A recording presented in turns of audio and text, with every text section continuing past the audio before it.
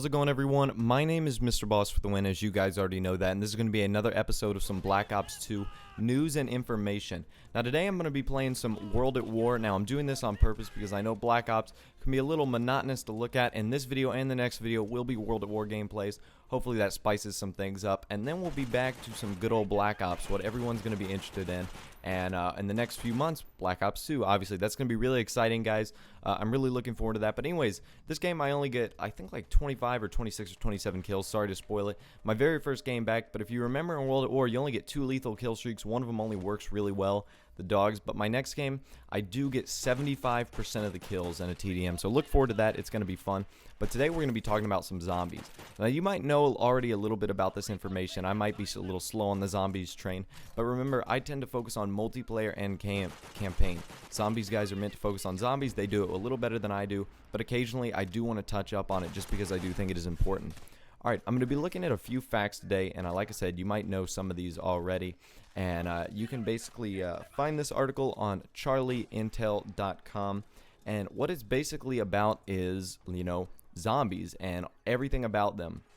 So the first thing that they talk about is bringing back new zombie game modes, and they're talking about classic, and then they're talking about new game modes that basically we don't know yet. So basically they could be adding objectives to a zombie game type. Now, I'm not talking about like a domination or anything like that, but I am talking about maybe trying to set off a rocket or blow up a planet or destroy a bridge before the zombies can get across. And if you don't do that, maybe the zombies come at you twice as fast. If you do, maybe they go twice as slow because they take a while to get over the bridge. So that's going to be pretty interesting to see whether they add an objective to the game or whether they stick with the classic game mode. Another thing I want to see, and this is my personal opinion, is the 4 returning characters from World at War. Dempsey, Takiao, the Doctor, and the Russian guy who I can't remember his name right now. So I'm probably going to get a lot of hate for that. But then again, I'm trying to think of it on the top of my head. Nikolai. Boom. Got it right there. Perfect. Anyways, so I want to see them come back and maybe add some new characters, kind of like how they did in Black Ops with the release of the new zombie maps and everything like that, like the moon and stuff like that.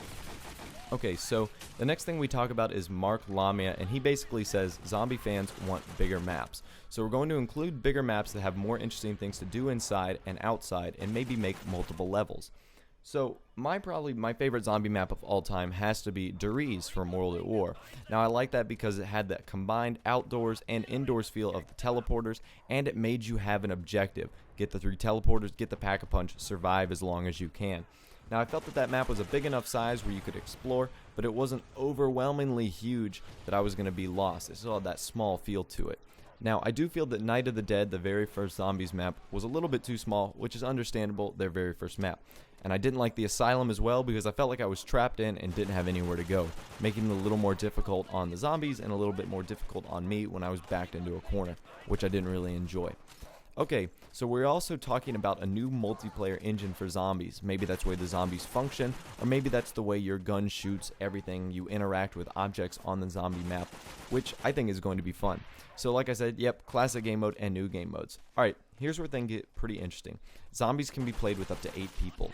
So I've been wanting this basically since about World at War.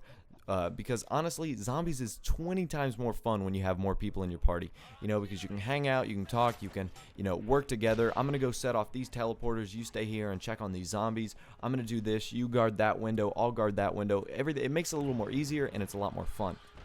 So I do enjoy that aspect.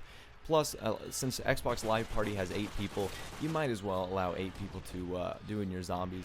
I can't wait to see some Black Ops 2 gameplay of 8-player zombies. I think it's going to be awesome personally, so that'll be really cool and interesting to look at. The next one is 4v4 mode confirmed.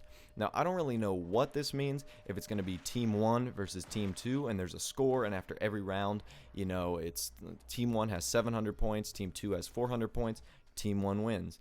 And maybe you can add an objective to that. At the end of each round, whoever has more points, maybe they get a drop box or a care package, maybe with a random pack-a-punch gun or more points or a perk or anything like that that would help anyone survive. So I think that could be pretty cool as well, and it might add some more flavor to the game. And then the last thing I want to talk about is just theater mode in zombies. So that's going to be fun. Black Ops 2 should have theater mode for zombies, and that's going to be all for this episode, guys.